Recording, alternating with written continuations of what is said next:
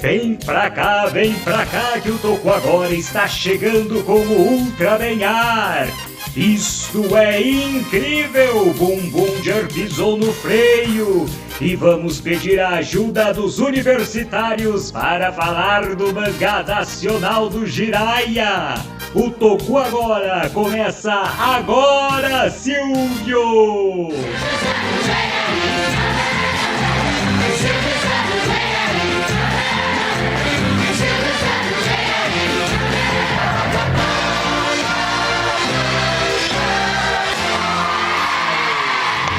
E estamos começando mais um Toku agora, homenageando, Kuroda, o maior apresentador, animador, empresário da televisão, dono de emissora, homem de programação que punha e derrubava programa, o grande Silvio Santos. Foi o maior de todos, maior dos maiores de todos. Boa noite para todos vocês. Um dia que a gente nunca imaginou que ia chegar, a gente sabe que todo mundo morre, mas ninguém pensa, o Silvio Santos vai morrer um dia. Você pensa que o Silvio Santos vai durar para sempre, Mas 93 anos deu para viver bastante, Deu, pô. Vovô foi agora faz pouco tempo, faltando poucas semanas para 90. Cici foi bem, 93. E Raul Gil falou nessa semana, Quem se foi Cenoura Bravanel, porque Silvio Santos é eterno. Silvio Santos certeza. Vai ser sempre eterno. E daqui a pouco vamos falar sobre Ultraman Arc, dobradinha, episódios 4 e 5. Nesses episódios falando um pouco mais, tendo um pouco mais de destaque do Abarehead. Gosto desse ator, do Abarehead. Daqui a pouco.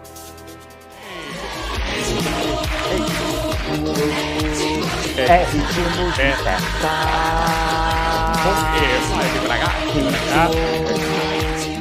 É ritmo de festa. Muito bem, Kuroda, começamos o nosso programa hoje, então, em ritmo de festa, e vamos topar tudo por dinheiro no palco?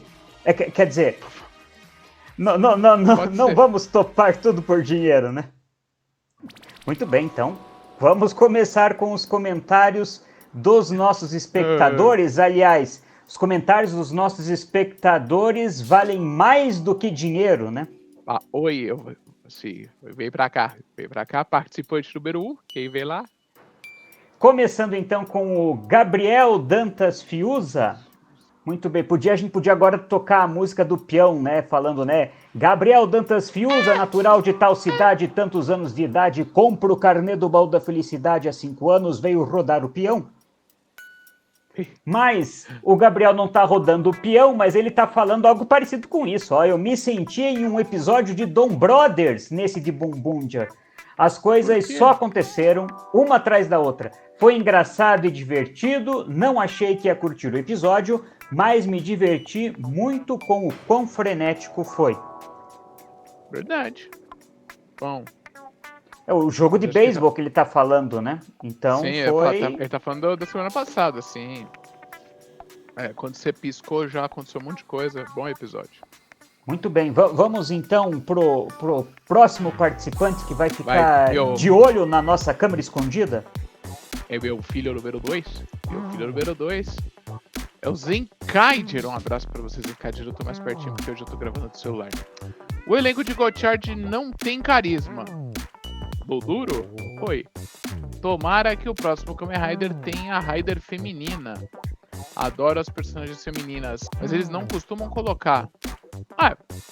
Agora é meio que obrigado, pelo menos tem uma, Tem uma, nos últimos anos tem acontecido mais personagens femininas, sim, Algo que até hoje tem uma certa discussão, se a Taco lá do Kamen Rider Stronger, na metade dos anos 70, é Rider, não é porque ela não tem Kamen Rider no nome, não aparecia nas listas de Riders da Toei da época, depois aparecia num lugar, não aparecia no outro, e até hoje fica nessa discussão, é ou não é? Muitos consideram a Kamen Rider Fan do Ryuki como a primeira feminina, outros dizem que é a Taco, A gente já teve essa discussão, eu não lembro agora, o Gil que podia me corrigir.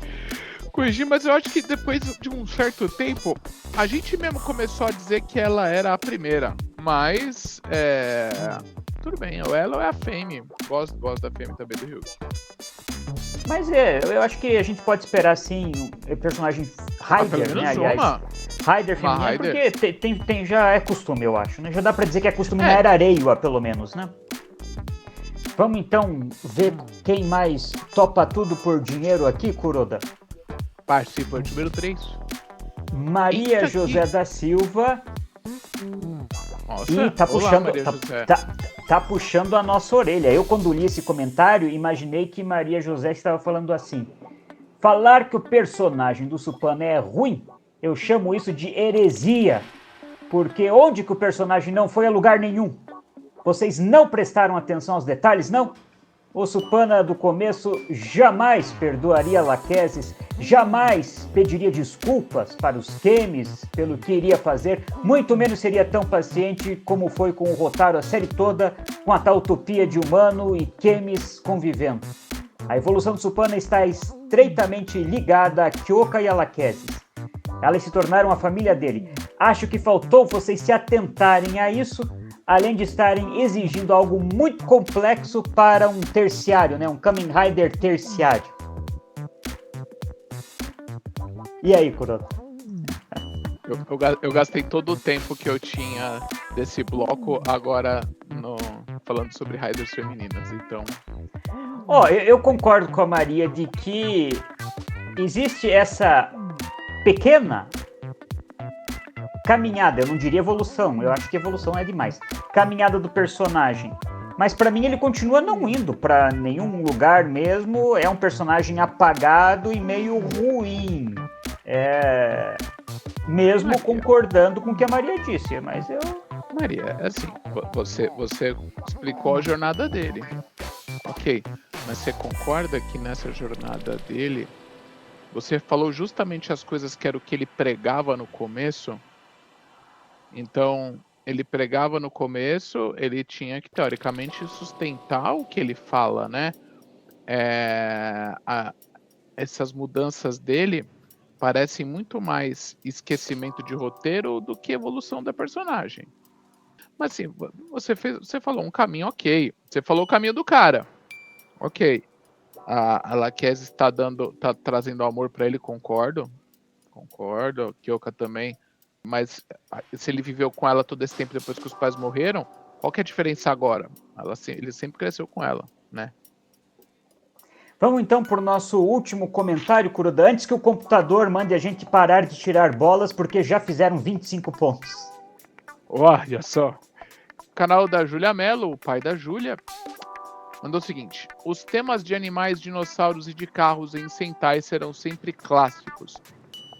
Pois, independente da geração, toda criança gosta desses temas, é verdade. Tá falando sobre o nosso tema da semana passada. Todavia, eu gostaria de ver um Sentai todo feminino ou com 3 mulheres e 2 homens. Seria interessante. Gostaria de ver temas de caça-fantasmas, espionagem, profissões, etc. Hashtag volta Nares. O Nares, no fim do programa passado... no fim do programa passado, tivemos um boicote aí. Exigimos demais do computador do Nares. É por isso que nós precisamos fazer mais programas ao vivo para entrar superchats para comprarmos uma máquina nova pro Nares. A minha também, por isso que eu tô gravando no celular hoje, que a minha também já tá pedindo arrego.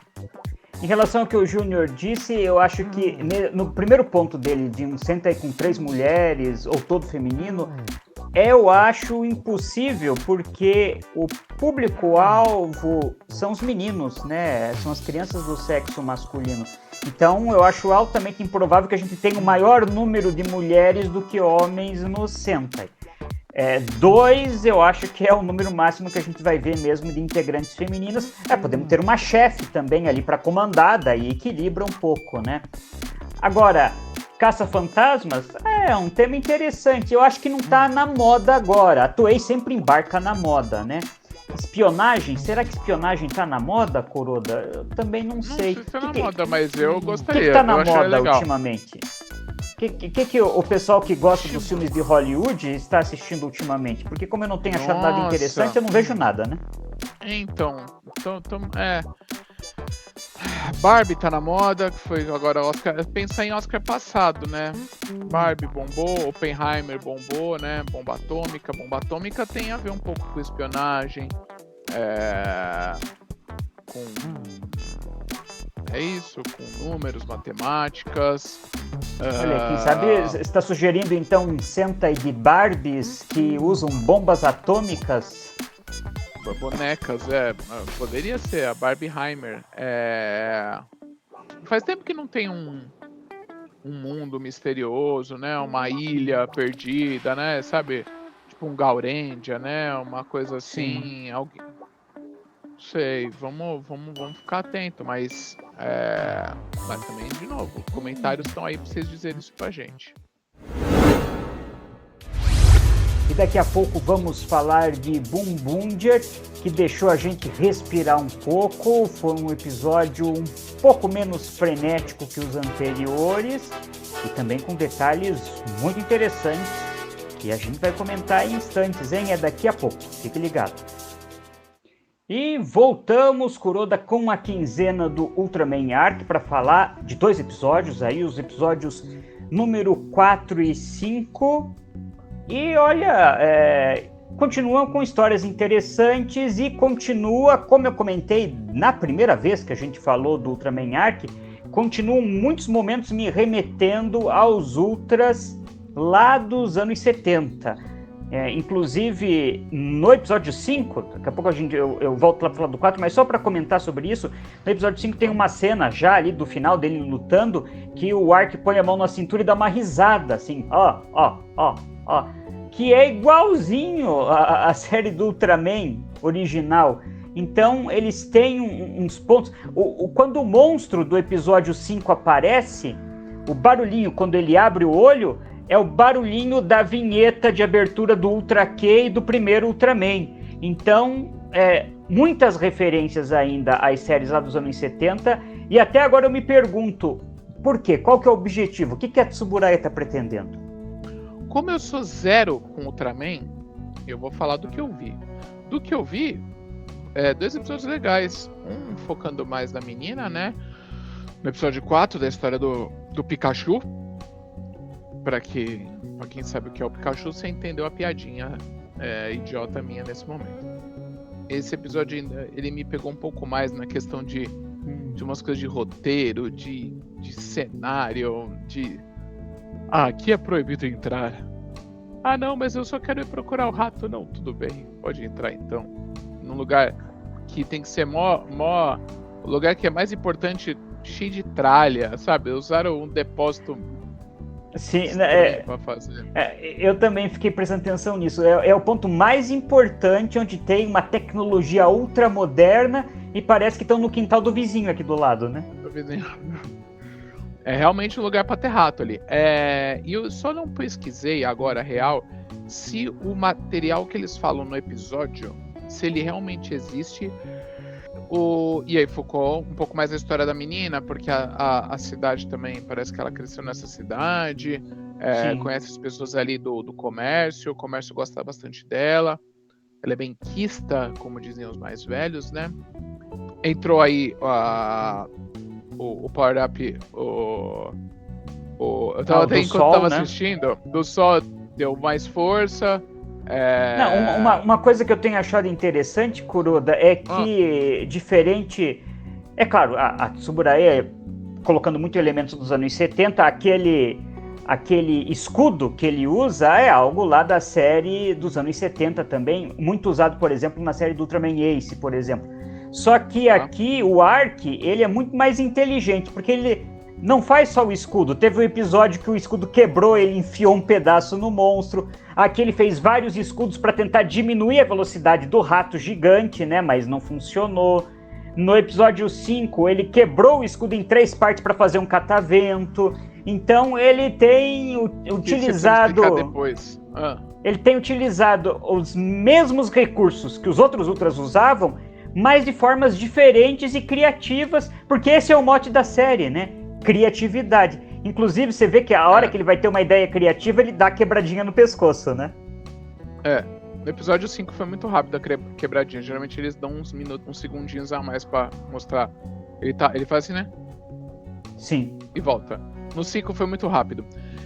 Indo pro 5, antes de eu ir direto, eu só não entendi. Na hora que ele faz esse catavento, eu achei a ideia sensacional, tá?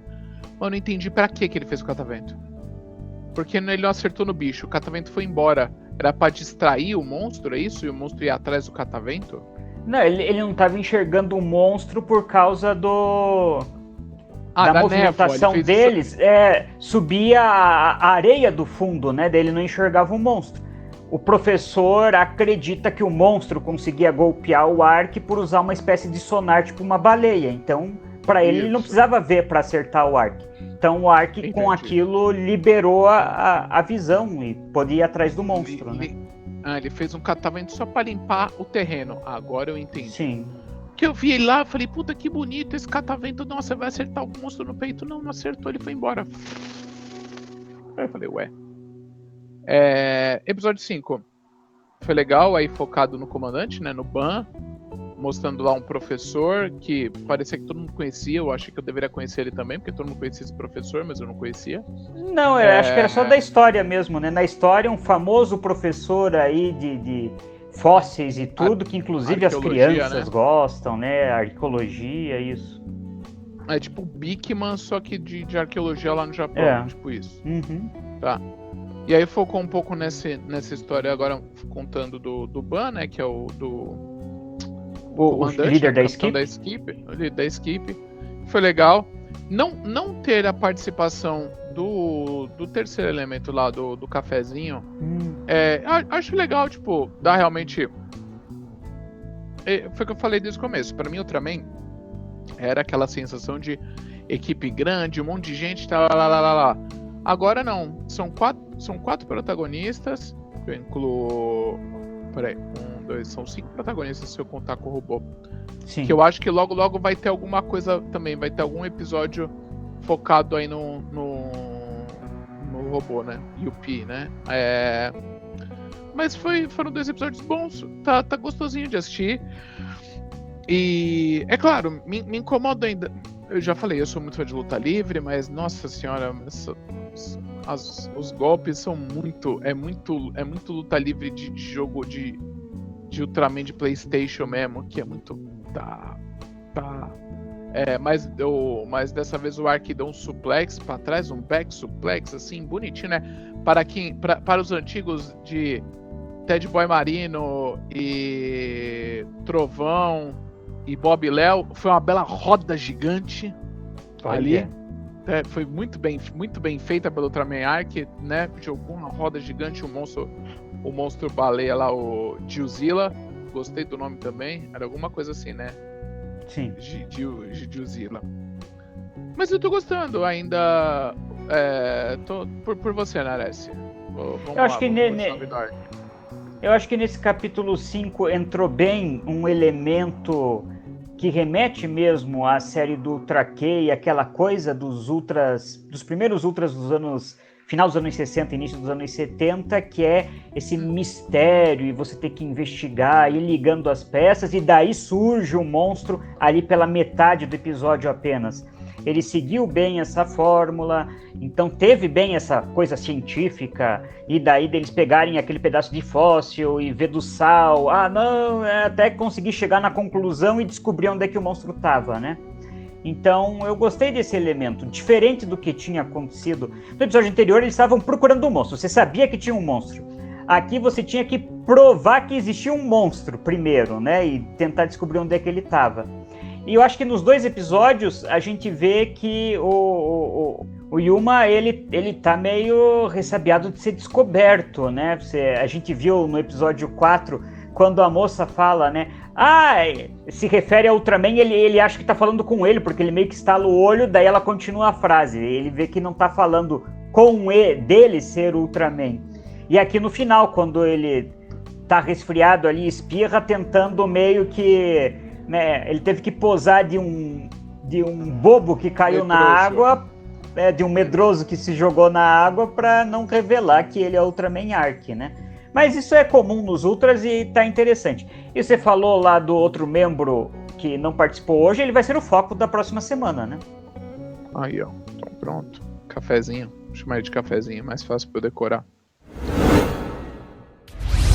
E daqui a pouco vamos falar sobre o grande lançamento dessa semana. Ele aqui, ó. Jiraiya, o novo império dos ninjas. Editora JBC/Companhia das Letras. Temos até participações especiais hoje. Daqui a pouco. Kuroda, como eu falei aí na chamada, né, do Bumbunger, esse episódio 24, ele fez a gente dar uma descansada, assim, porque ele me pareceu menos frenético, assim, né? Teve momentos, assim, mais calmos, mais parados. Isso eu não tô dizendo que a história é ruim, eu gostei da história. Mas ele deu essa quebrada, assim, né? Tipo, ó, vamos... Calma aí, segura, telespectador. Vamos descansar um pouco antes de dar o pulo da semana que vem. E eu senti isso também. Por um instante eu falei, será? Uma barrigada? Uma preguicinha? Mas não, acho que não. Você falou bem. Foi uma quebra de ritmo. Que eu estava esperando algo frenético. E aí eu senti isso também, você acredita, Nares? Curiosamente. E como sempre, essa frase eu digo ela já há 23 episódios, 23 programas. Foi um bom episódio. Foi um bom episódio. A gente soube um pouco mais da história do Taya, da escola, desse amor dele, de como os japoneses são muito inteligentes para falar sobre luto, porque foi isso que eu entendi. Essa professora faleceu e como tinha outras crianças ali e como lida com isso, né? Ela viajou para um lugar muito longe para não dizer que ela morreu, né? Achei bonito, talvez, mas eu entendi dessa forma, né? Porque ela morreu. Eu também, até porque depois na hora quando os outros saem, o olhar que a professora mais velha dá pro Taya, assim, é tipo um desculpe por terem falado nisso, desculpe, é como se ela tivesse pedido desculpas por ele por ter tocado no assunto, a impressão que eu tive. Interessante o poder do Monto, né? Esse negócio do entrar no sono, mexer num momento seu importante.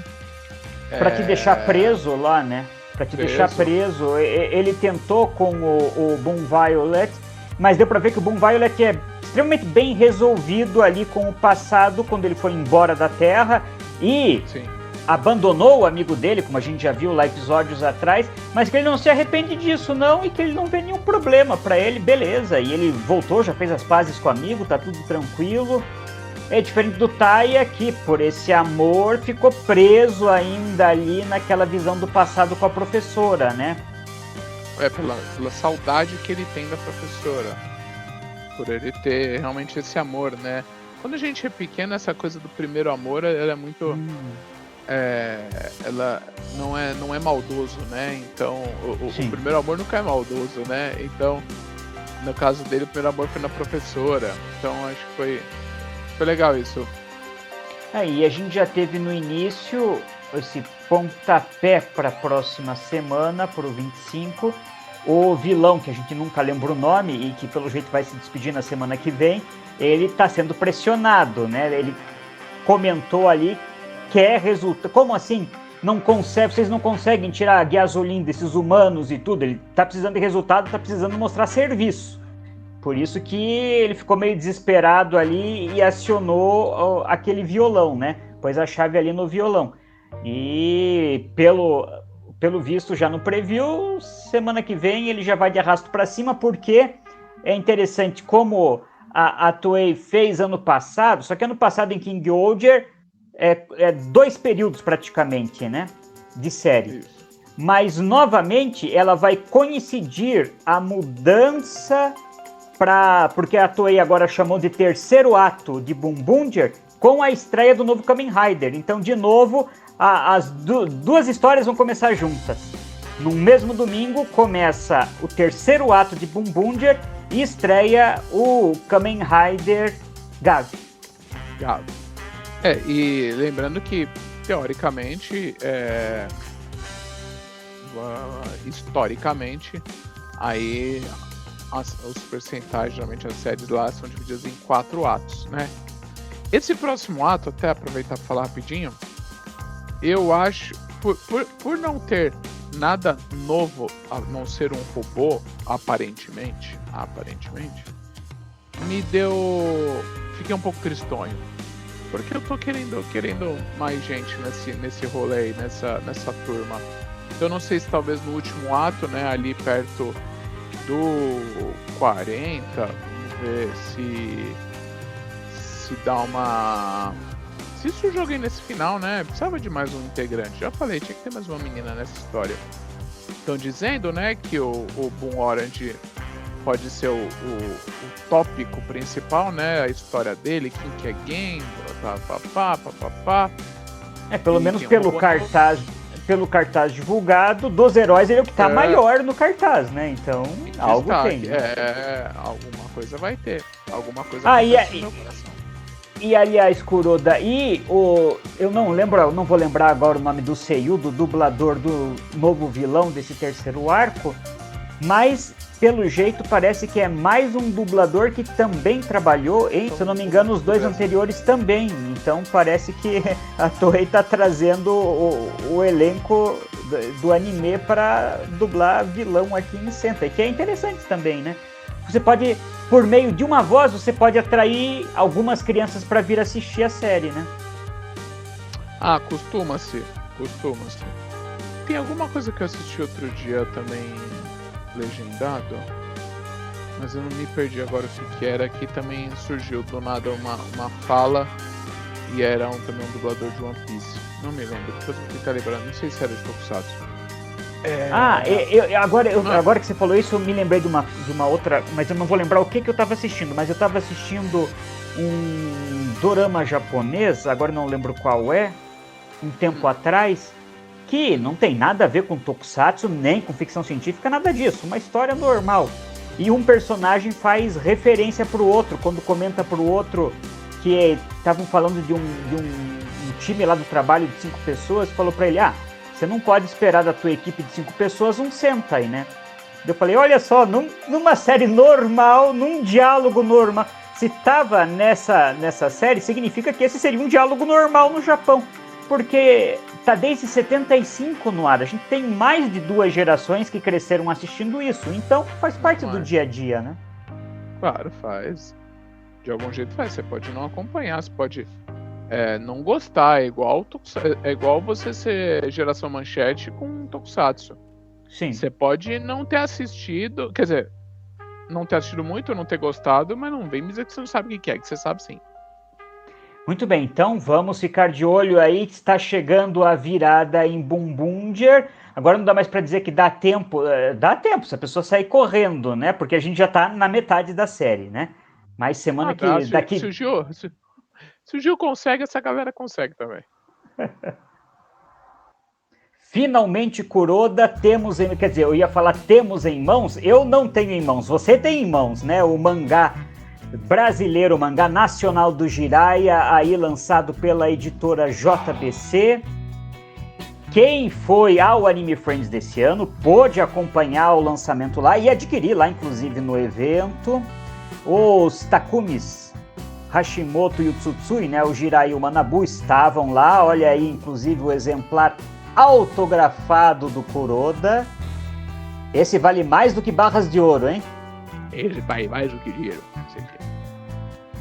E antes de nós comentarmos sobre esse mangá, vamos deixar quem participou dessa história falar, né, Kuroda? É mesmo? Inclusive, quero agradecer a você, né, Kuroda? O Kuroda que conseguiu dar os corres dele aí, providenciar pra gente um dos artistas dessa obra, o Santos, um dos responsáveis pelos desenhos aí fantásticos dessa obra, e também o Ed Carlos, editor da JBC, que trabalhou junto com o Marcelo Del Greco para colocar, né, no forno essa obra que levou quase 2 anos, mas isso também vai ser explicado aí, né, porque que demorou um pouquinho mais que o previsto. Vamos dar uma olhada então no depoimento do Santos e do Ed Carlos e em seguida aí o Kuroda voltamos. Fala galera, tudo bem? Aqui é o Santos. Obrigado pela oportunidade, pelo espaço que vocês estão dando aí para a gente poder falar um pouquinho do mangá do Jiraiya. A minha parte é a parte da arte, junto com o Johnny. E a gente vai contar um pouquinho aí de como foi esse processo, que levou 2 anos, né, até o material estar pronto em mãos. Uma das coisas legais assim, que eu lembro é que na infância eu não tinha televisão, e aí eu ia na casa da minha avó. E nesse período, a única coisa de Tokusatsu que passava no horário específico era o Jiraiya. Então eu lembrava bastante de alguns episódios, não lembrava certinho da história completa, mas eu tive um contato, é o que eu tive mais forte, né, naquele período da infância. Então foi legal, porque quando a gente recebeu o convite, eu falei pro Chris, poxa, pelo menos é o único personagem que eu lembro, assim, né. É claro que o Chris conhecia mais, assistiu mais, muito mais, entendia mais do Jiraiya do que eu, mas foi bem legal, porque a gente, no meu caso, eu tive a oportunidade de assistir tudo de novo, né, no caso, mais 2 vezes a série completa de novo. E foi bem legal, porque assistindo de novo a gente foi descobrindo coisas novas, né? Coisas que a gente não lembrava na infância, até coisas que tem no roteiro que a gente podia usar para explorar. O Ed e o Marcelo ajudou a gente muito, assim, porque eles entendem muito desse universo, né? A gente queria respeitar muito a sensação de como era quando a gente era criança, né? De ter assistido isso, mas com uma continuidade. Porque uma das teclas que eu e o Chris bate é que, puxa, num projeto desse, não só o mangá do Jiraiya, mas o Tokusatsu em geral, ele precisa ser passado adiante, né? As pessoas, as crianças precisam assistir mais, né? E foi bem interessante, porque uma das coisas que eu medi, assim, é claro que é bem pequeno, mas o meu filho não conhecia Jiraiya, não conhecia nada do Jiraiya. E aí ele com o projeto, eu assistindo os episódios, ele começou a ficar interessado, viu a música, começou a cantar a música, e aí eu falei, puxa, isso a gente precisa passar também. A gente não pode deixar o novo público não conhecer essa história, né? Então, quando a gente foi fazer o mangá, eu bati bastante na tecla. Falei, puxa, precisamos fazer para um público novo também. É claro que precisa ser respeitado tudo que já veio, né?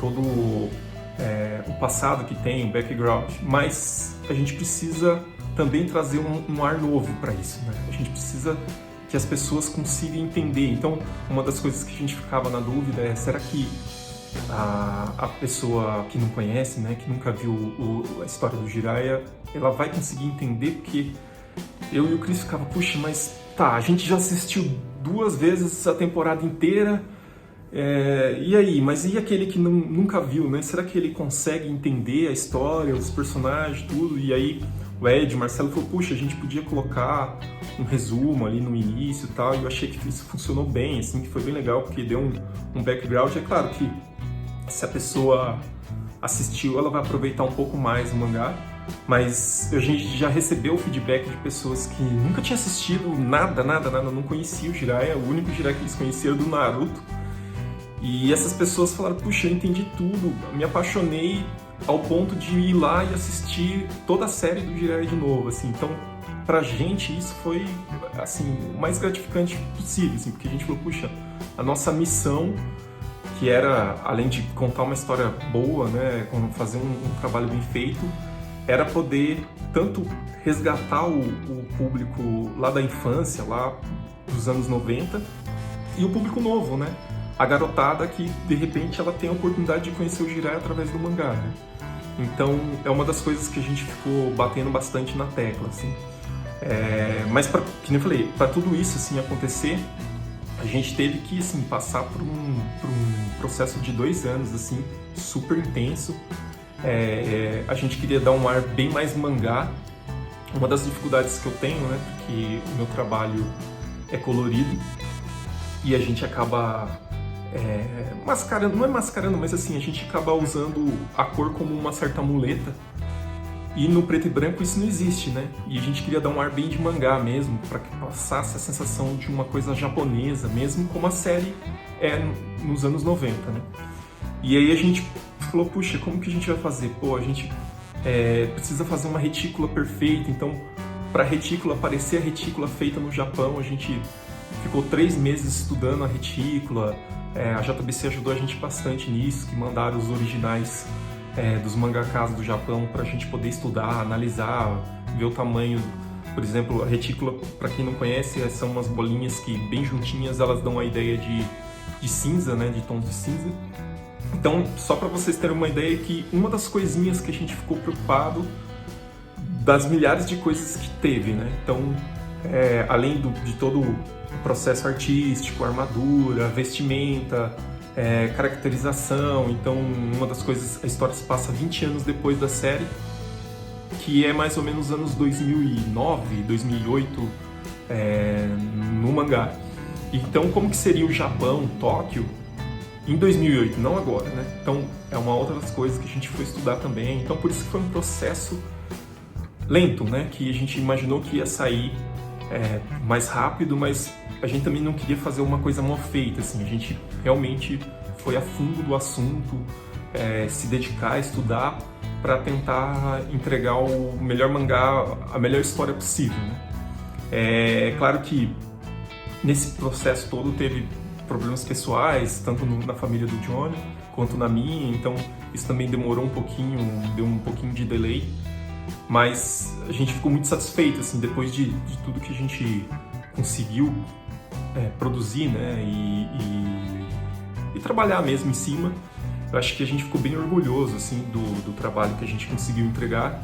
É claro que é o público, né, que vai decidir se isso é bom ou é ruim, mas eu acho que a gente entregou todo sangue, suor, todo o trabalho, assim, em cima disso a gente fez, assim, a gente fez com muito amor mesmo, com muito carinho, e a gente queria que as pessoas pudessem sentir isso, né? Então eu queria agradecer vocês pela oportunidade, pelo espaço, assim, todo o carinho que vocês deram pra gente, né? A gente se sente super acolhido com a comunidade do Tokusatsu que confiou no nosso trabalho. A gente, assim, se sente extremamente honrado, além de poder representar toda essa galera que está por trás, né? A gente poder conhecer os atores, trocar uma ideia com eles, isso dá um podcast inteiro só desse assunto, né? E, então, assim, é algo que a gente se sente orgulhoso de ter feito parte, né? E a gente espera que a gente possa trazer um público novo também, para que tudo isso continue, né? Que a gente tenha um legado, que continue em próximas gerações. Mas, de resto, é isso, assim, a gente agradece muito de coração mesmo toda a oportunidade e o espaço que vocês deram. E aí, pessoal do TokuCast, tudo bem? Aqui é o Ed da editora JBC. Estou aqui para falar um pouco do projeto do Mangá do Jiraiya. Eu assino o projeto como produção executiva, né? Então eu sou uma das pessoas que vai buscar gente para poder produzir esse tipo de material, né? E no caso do Chris, Tex e o Santos, nós os conhecemos lá em 2019 na CCXP, no Arts Alley, no qual a gente conheceu o trabalho deles, o Blackout. Ali a gente começou um namoro, né? Será que rola de vocês fazerem o Jiraiya, né? Eles tinham toda uma preocupação em como lidar mesmo com uma produção, né? Trazer uma série, né, dos anos 80 para o mundo real, né, atual, e como seria transportar uma série de 26 minutos semanais, né, para um quadrinho de 200 páginas, com liberdade de trabalhar com efeitos especiais e tudo, que a série tinha uma certa limitação. Eu lembro que o Santos mesmo tinha uma preocupação, como que eu vou fazer esse visual funcionar no quadrinho e tal. Em 2021 a gente anuncia a produção do Jiraiya juntamente com os atores da série, né? O Takumi Tsutsui e o Takumi Hashimoto, né? É até engraçado, eles estão num bar, né? Eles comentam um pouco sobre como seria uma história, né? Continuando a série do Jiraiya. E então a série começa a ser produzida, né, já em 2022, com produção de roteiro, né, pelo Chris. Fizemos várias decupações, né, e até mesmo antes de começar o roteiro em si, a maior preocupação era de rever a série, entender as brechas que a gente tinha para poder trabalhar melhor essa continuação, e com isso a gente pôde ter os elementos, né, assertivos para começar uma história coesa que fazia sentido para o fã, e mesmo quem não conhecesse a série pudesse ter o gostinho de algo que remetia àquilo que acontecia, mesmo sem conhecer todos os meandros da série original Jiraiya. Então, assim, a gente tinha que agradar gregos e troianos.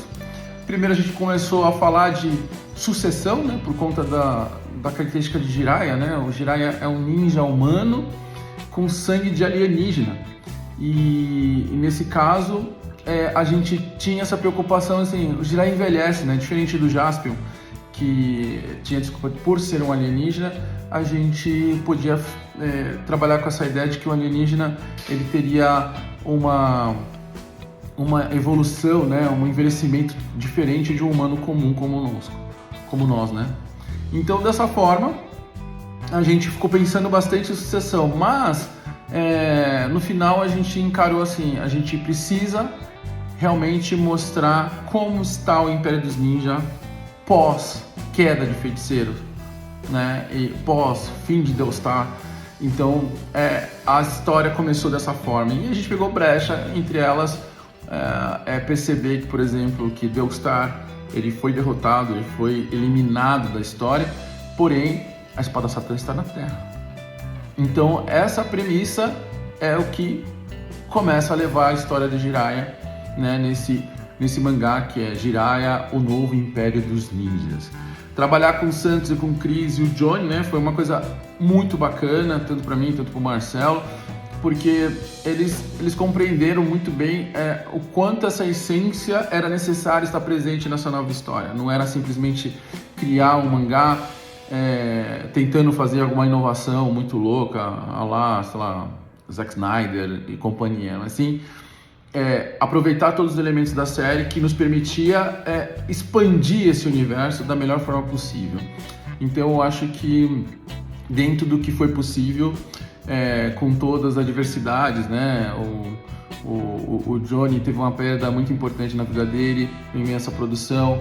O Santos teve que finalizar, o Santos que praticamente ficaria apenas no storyboard, ele teve que entrar e finalizar. E eu acho que assim, essa obra ela tem essa coisa do improviso no meio, assim, de ter que se adequar às adversidades, mas ela ficou uma coisa muito interessante, assim, né? Tipo, tem uma passagem muito tranquila e limpa, né, no quadrinho, que só engrandece ele mesmo. Essa história ficou fantástica. Espero que todos que estão lendo estejam se divertindo. A gente deu o nosso melhor como fã, como profissional da área editorial de quadrinhos. A gente procurou fazer o melhor trabalho possível e até atendendo a pedido dos autores, né, do Chris, do Santos e do Johnny. Eles queriam produzir um mangazão, né, e aí a gente topou essa ideia. Então, assim, você tem um título de ninjas tokusatsu, né, do grande Jiraiya, em um formato que remete direto aos mangás japoneses, né, tipo, salvo exceção a leitura oriental de trás para frente, mas assim, com kanjis, né, com ideogramas japoneses na sua arte. Então, assim, uma obra que não perde nada para o que é produzido no Japão, e cheio de diferença do que aconteceu na série de TV dos anos 80, né, o que a gente viu na Rede Manchete. Então, assim, quem assistiu a série vai ter uma visão maravilhosa do que está acontecendo nessa história. Quem não assistiu a série vai ser incentivado a querer ver Jiraiya desde o início lá no Amazon Prime. Deem os seus feedbacks do que vocês estão achando, né, de Jiraiya, o Novo Império dos Ninja. Quem comprou na Amazon, comentem mesmo o que vocês acharam da história, deem feedback. A gente é muito agradecido por isso e vai colaborar bastante para que a gente tenha a continuação, né, e novos títulos venham com mais frequência para o Brasil. Eu sei que produzir mangá aqui no Brasil é muito diferente do que é no Japão, né? A gente hoje, para fazer uma história desse porte, a gente tá levando em média 18 meses, não é uma coisa simples, mas acredito que com o sucesso dessas obras a gente vai chegar num ponto de equilíbrio e vai conseguir fazer mangá muito mais rápido, né? Quadrinhos nacionais muito mais rápido do que hoje é feito. Então, agradeço ao pessoal do Tokusatsu BR pela oportunidade de falar do projeto aí no TokuCast e espero que vocês gostem do programa, que eu e o Marcelo comentamos os bastidores e e todas as nossas impressões, né, do desenvolvimento do início ao fim desse projeto. Então é isso. Obrigado e até lá. É isso aí. Queria agradecer de novo aos dois. E agradecer ao Gil também que me ajudou aí também, porque nós gravamos já está gravado os 2 próximos TokuCasts, né? A gente vai falar sobre isso mais ainda. Né? Esse mangá, ele não foi a primeira versão apresentada, ela foi acho que a segunda ou terceira. A primeira provavelmente pode ser aí o que pode vir numa sequência, porque ele dá várias brechas de que vão ter, que podem se ter novos mangás.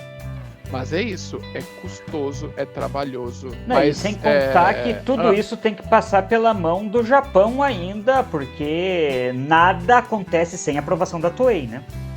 Exatamente. E eles ainda tiveram um problema, porque entre o quadrinho do Jasper e o quadrinho do Jiraiya, mudou-se a equipe.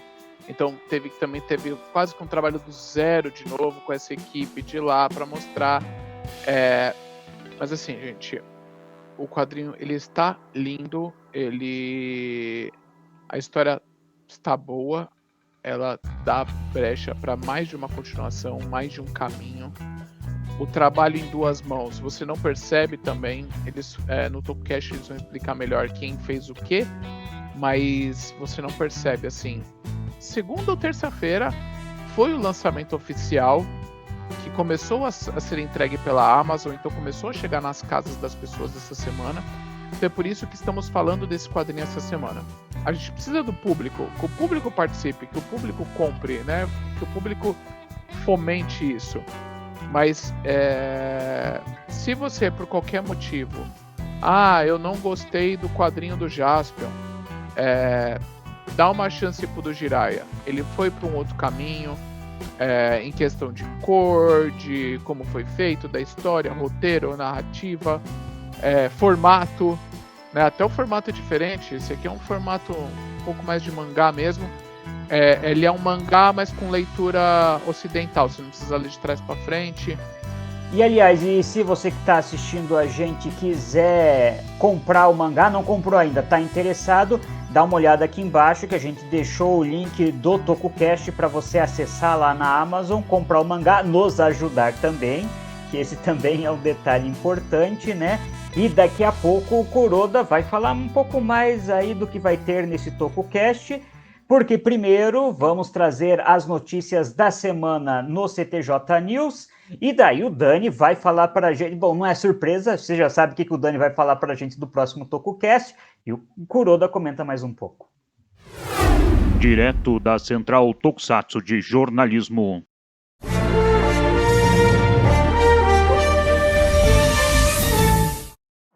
A Kara Inc., empresa fundada por Hideaki Anno, adquiriu os direitos dos personagens da P-Productions.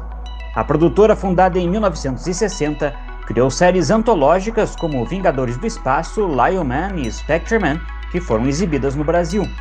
Atualmente, as marcas de propriedade da P-Productions estão sob responsabilidade do filho do fundador da produtora, Shiro Sagisu, que é compositor de trilhas sonoras e já trabalhou com Hideaki Anno no anime Evangelion e em filmes como Shin Godzilla. A Kara Inc. não revelou o que pretende fazer com os personagens da produtora. Para ficar por dentro de tudo o que acontece no universo do Tokusatsu, não perca o Toku Agora, toda sexta-feira às 8 da noite. Adriano Nares, da Central Tokusatsu de Jornalismo, para o CTJ News.